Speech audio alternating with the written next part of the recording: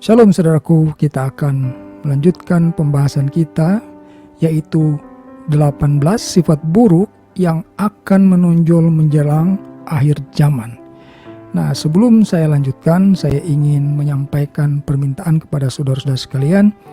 Apabila pemberitaan firman Tuhan yang kami sampaikan ini memberkati saudara, kami mohon saudara juga mau murah hati untuk klik tombol share dan bagikan kepada orang-orang yang saudara kasihi, supaya pekerjaan pelayanan kami ini semakin berdampak luas, saudaraku. Ya, itu saja, dan kita sudah membahas sebelumnya 4 sifat buruk dari 18 sifat buruk ya yang akan menonjol menjelang akhir zaman. Sifat yang pertama yang sudah kita bahas itu mencintai dirinya sendiri, kemudian menjadi hamba uang, lalu membual, menyombongkan diri, dan sekarang yang kelima adalah sifat pemfitnah, ya, sifat pemfitnah. Jadi fitnah ini akan menonjol semakin banyak orang yang akan memiliki sifat seperti ini, saudara, sifat memfitnah. Nah, saya sering katakan bahwa sifat buruk kemungkinan ada di dalam diri setiap orang. Tetapi masalahnya, saudara, ada orang yang tidak mau ditegur. Ya kan? Ada orang yang tidak mau ditegur sehingga sifat buruk itu terus diulang-ulang dan itu dia nikmati, saudara. Dia merasa nyaman kalau bisa melaksanakan sifat buruk itu, saudara. Dan ini tentu saja akan sangat berbahaya dan menjadi celaka bagi orang yang terus mempertahankan sifat buruk itu. Kenapa? Karena ada 8 sifat buruk, ya, 18 sifat buruk yang akan menonjol di akhir zaman. Itu sudah dipastikan. Setiap orang yang memiliki sifat ini tidak akan dapat tinggal di kerajaan sorga. Karena akan sangat luar biasa kacau sorga itu, saudara, kalau sampai ada orang-orang dengan sifat buruk ini diterima dalam kerajaan sorga. Maka itulah kami didorong oleh Roh Kudus untuk berbicara mengenai hal ini. Kita sekarang akan masuk kepada sifat yang kelima, yaitu pemfitnah. Nah, mengenai fitnah ini, saudara, pertama kali muncul perilakunya itu adalah dalam Imamat 19 ayat 16. Ya, Imamat 19 ayat 16, firman Tuhan berbunyi begini. Janganlah engkau pergi kian kemari menyebarkan fitnah di antara orang-orang sebangsamu. Janganlah engkau mengancam hidup sesamamu manusia. Akulah Tuhan. Nah, firman Tuhan ini atau ayat ini ada di dalam perikop kudusnya hidup. Jadi ketika seseorang mempunyai sifat fitnah ini, maka dia telah mencemari kudusnya hidup. Ya, sudah pasti itu. Karena ayat yang barusan saya baca itu ada di dalam perikop kudusnya hidup. Sehingga ketika ada seseorang memiliki sifat fitnah ini, maka dia telah mencemari kudusnya hidup. Nah, sebenarnya ciri-ciri orang yang menjadi fitnah itu apa sih? Kita coba akan telusuri mengenai ciri-ciri, ya, daripada fitnah itu. Di dalam Kamus Bahasa Indonesia, Kamus Besar Bahasa Indonesia, kita akan temukan arti sesungguhnya daripada fitnah itu adalah perkataan bohong atau tanpa berdasarkan kebenaran yang disebarkan dengan maksud menjelekkan orang. Ya, itu garis besarnya, saudara. Perkataan bohong atau tanpa berdasarkan kebenaran yang disebarkan dengan maksud menjelekkan orang. Ya, dan ini dampaknya akan macam-macam, saudara. Ketika serangan fitnahan itu dilancarkan, saudara, maka orang yang difitnah itu dapat ternodai nama baiknya, misalnya, ya kan, dapat menjadi celaka, dapat merugikan kehormatan orang, dan banyak hal negatif yang dapat ditimbulkan oleh fitnah ini. Makanya mungkin saudara juga pernah mendengar ada istilah yang mengatakan fitnah itu lebih kejam daripada pembunuhan, ya kan? Memang tidak membunuh orang sampai mati, tetapi dia mematikan karakter orang, ya, membuat banyak orang bisa kehilangan kepercayaan terhadap orang yang difitnah itu, menjadikan orang yang difitnah itu menjadi orang yang tersudut, yang orang yang dimusuhi secara bersama-sama. Itu akibat jelek daripada suatu fitnahan. Maka fitnahan ini bukanlah suatu sifat yang main-main, saudara. Ya kan? Saudara harus mulai hati-hati karena firman Tuhan telah mengingatkan kepada kita. Salah satu sifat buruk yang akan semakin banyak menonjol menjelang akhir zaman itu adalah fitnah. Artinya apa? Kita akan semakin sering, ya, bertemu atau mengetahui orang-orang dengan mentalitas atau sifat seperti itu, saudara. Ya, kita akan semakin mudah menemukan orang seperti itu. Maka kita perlu hati-hati karena dampaknya sangat bahaya sekali, saudara. Dampaknya sangat buruk sekali. Ya, kita harus hati-hati, saudara. Karena firman Tuhan mengatakan salah satu sifat buruk yang akan semakin menonjol di akhir zaman itu adalah para pemfitnah, saudaraku. Kalau di beberapa puluh tahun yang lalu, ya, atau belasan tahun yang lalu, ada kita ketemu pemfitnah itu, tetapi sekarang semakin intensif orang memfitnah. Mungkin saudara sendiri sudah mulai merasa sekarang, ya kan? Membaca berita-berita, ada tokoh ini, tokoh itu yang difitnah, saudara.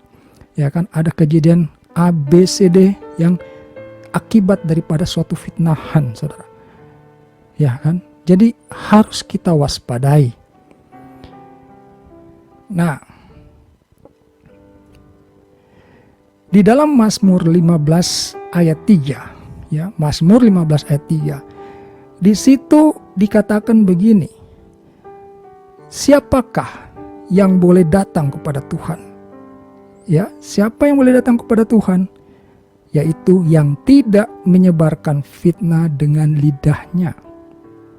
Ya, yang tidak menyebarkan fitnah dengan lidahnya, yang tidak berbuat jahat terhadap temannya, dan yang tidak menimpakan cela kepada tetangganya. Ini semua dari mulut saudara. Hati-hati ucapan kita, saudara. Ya, apalagi kalau orang sudah memiliki ciri-ciri tukang fitnah seperti yang saya sampaikan tadi.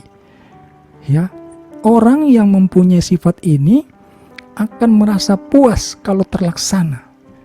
Ya, jadi orang seperti ini nih harus segera bertobat.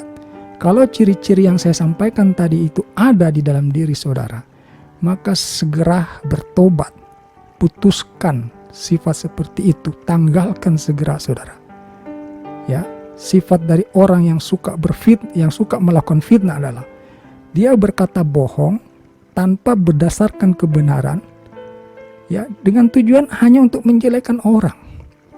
Mungkin orang ini merasa dikecewakan barangkali, ya kan, atau merasa dirugikan, atau merasa tidak suka. Lalu cara dia untuk membalas dengan cara dia menebarkan fitnah. Kalau ciri-ciri ini ada di dalam diri kita, saudara, segera bertobat, ya, karena ini sifat tidak main-main. Dikatakan oleh firman Tuhan, siapa yang boleh datang kepada Tuhan? Yaitu yang tidak menyebarkan fitnah dengan lidahnya. Ya kan? Itu, saudara. Makanya kita harus waspadai. Selain kita mewaspadai lingkungan kita, orang-orang terdekat yang berteman dengan kita, yang bergaul dengan kita, kita mewaspadai artinya kita harus menahan diri agar kita jangan terlalu gampang mengucapkan sesuatu, saudara. Ya, jangan terlalu gampang mengucapkan sesuatu, atau lebih celaka lagi, kita dengan gampang menerima informasi dan kemudian meneruskan. Ya kan, seseorang datang kepada kita berbicara mengenai si A, si B, lalu cerita itu kita terima, kita percaya, lalu kita teruskan tanpa kita periksa kebenarannya. Inilah sesuatu yang harus kita waspadai. Selain tentu saja, yang terutama kita mewaspadai diri kita. Jangan-jangan, ya, sekali lagi saya sering katakan, jangan-jangan sifat itu ada di dalam diri kita. Yesaya 58 ayat 9. Pada waktu itulah engkau akan memanggil dan Tuhan akan menjawab. Engkau akan berteriak minta tolong dan ia akan berkata, ini aku. Apabila engkau tidak lagi mengenakan kuk kepada sesamamu dan tidak lagi menunjuk-nunjuk orang dengan jari dan memfitnah. Nah, firman Tuhan ini ada di dalam perikop kesalehan yang palsu dan yang sejati, saudara. Ya, ada kesalehan yang palsu, nampaknya saleh, tetapi itu palsu. Dan kalau ada palsu, pasti ada yang sejati. Yang sejati apa? Apabila engkau tidak lagi mengenakan kuk kepada sesamamu dan tidak lagi menunjuk-nunjuk orang dengan jari dan memfitnah. Maka kata firman Tuhan tadi, Yesaya 58 ayat 9, pada waktu itulah engkau akan memanggil dan Tuhan akan menjawab. Engkau akan berteriak minta tolong dan ia akan berkata, ini aku. Nah, satu hal lagi yang mau saya sampaikan, saudara.